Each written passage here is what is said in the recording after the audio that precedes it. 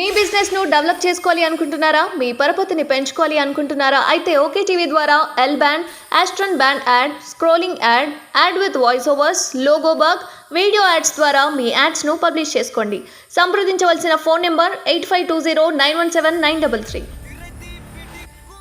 ఈ రాధాకిషన్ రావు అనే రాక్షసుడు ఒక బీఆర్ఎస్ ప్రభుత్వ అండతోటి రెచ్చిపోయి ఫేక్ కేసులు, మనీ ఎక్స్టార్షన్. అంటే నాకు ఒక ఎక్స్పీరియన్సు, నేను శివాజీ స్టాచ్యూ ఇష్యూ అయినప్పుడు నేను కేసీఆర్ గారు గజ్వెల్కి పోవడం జరిగింది. వాళ్ళ ప్రాతినిధ్యం వహిస్తున్న కేసీఆర్ గజ్వెల్కి హిందూ సోదరులపై దాడులు జరిగి దెబ్బలు తాకితే పరామర్శించడానికి వెళ్ళి రాగానే కేసులు పెట్టినారు. నాకు అప్పుడున్న కమిషనర్ శ్వేత గారు.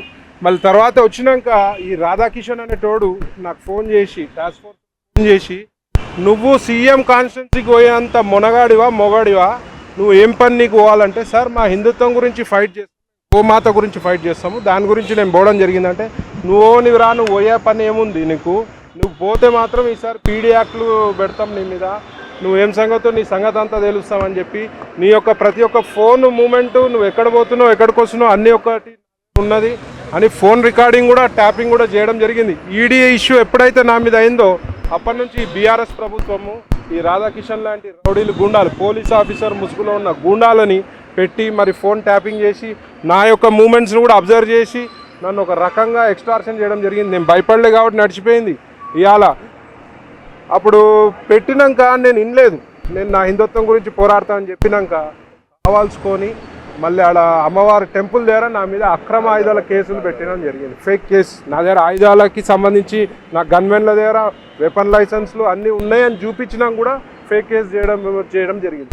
దాని మీద కూడా నేను మీడియాకి ముఖంగా నేను కొన్ని చెప్పడం జరిగింది. ఇమీడియట్ నాకు మళ్ళీ 2 రోజులు అయినాక ఫోన్ చేసి, అరే నీ ఫామ్ హౌస్ మీద రైడ్ చేస్తున్నా, నీ జంతువులన్నీ కూడా సీజ్ చేస్తా అంటే, ఎట్లా చేస్తారు సార్, నా అన్ని లైసెన్స్ అంటే, నేను అన్ని రైడ్ చేసి నేను పెట్టే కేసులు పెడతా, నేను డ్రగ్స్ కేసులు పెట్టగలుగుతా, నేను గంజా కేసులు పెట్టగలుగుతా, ఏమైనా చేయగలుగుతా అని చెప్పడం జరిగింది. దాని మీద ఇవాళ రాధాకిషన్ రావు వల్ల ఎన్నో జీవితాలు నాశనం అయిపోయినాయి. నా లెక్క ముందుకు వచ్చి ఎవరు చెప్పలేదు. ఇవాళ డీజీపీ గారు కంప్లైంట్ చేయడం జరిగింది. వారు సానుకూలంగా స్పందించి డెఫినెట్గా యాక్షన్ తీసుకుంటా అన్నారు. ఇంకోటి కూడా చెప్తున్నా, ఈ రాధాకిషన్ రావుకి 100,000 కోట్లు ఆస్తులు ఎక్కడి నుంచి వచ్చినాయని అడుగుతున్నాను. ఇవాళ సిబిఐ విచారణ జరపాలి. నేను ఈడీకి కూడా లెటర్ రాయబోతున్నా, వీళ్ళ ఆస్తులపై విచారణ జరపాలి. ఈయన జీతం ఎంత అసలు మీరు ఆలోచించండి. ఒక రిటైర్ అయిన ఒక పర్సన్కి 3 ఏళ్ళు ఒక స్పెషల్ జియో చేసి ఓఎస్డీగా, టాస్క్ ఫోర్స్ ఓఎస్డీగా ఎట్లా పర్మిషన్ ఇస్తాం అంటే గవర్నమెంట్ అవుట్రైట్గా సపోర్ట్ చేస్తుంది వీళ్ళకి. ఎందుకంటే రాక్షసత్వం కలిగిన వాడే రాధాకిషన్ రావు. వానికి అవుట్రైట్ సపోర్ట్ చేసి ప్రజాప్రతినిధులు, సినిమా హీరోయిన్ల పని ఏముందండి, వాళ్ళ మీద ట్యాపింగ్ చేయాల్సిన పని ఏముంది, మరి వాళ్ళని ఏ రకంగా బెదిరించారో. మరి ఈ పూర్తి ఎపిసోడ్కి సంబంధించి ప్రజలు ఎవరైతే బాధితులు ఉన్నారో అందరూ కూడా బయటికి రావాలి. ఎవరు భయపడాల్సిన అవసరం లేదు. బీజేపీ తరఫున నేను కూడా హామీ ఇస్తా, ఎవరికి ఏం అన్యాయం జరిగినా మా బీజేపీ పార్టీ అండగా ఉంటుందని చెప్పి తెలియజేస్తున్నాను. ఈయన ఆస్తులపై ఈడీ విచారణ జరపాలి, ఈయన ఆస్తులపై సిబిఐ విచారణ జరపాలి.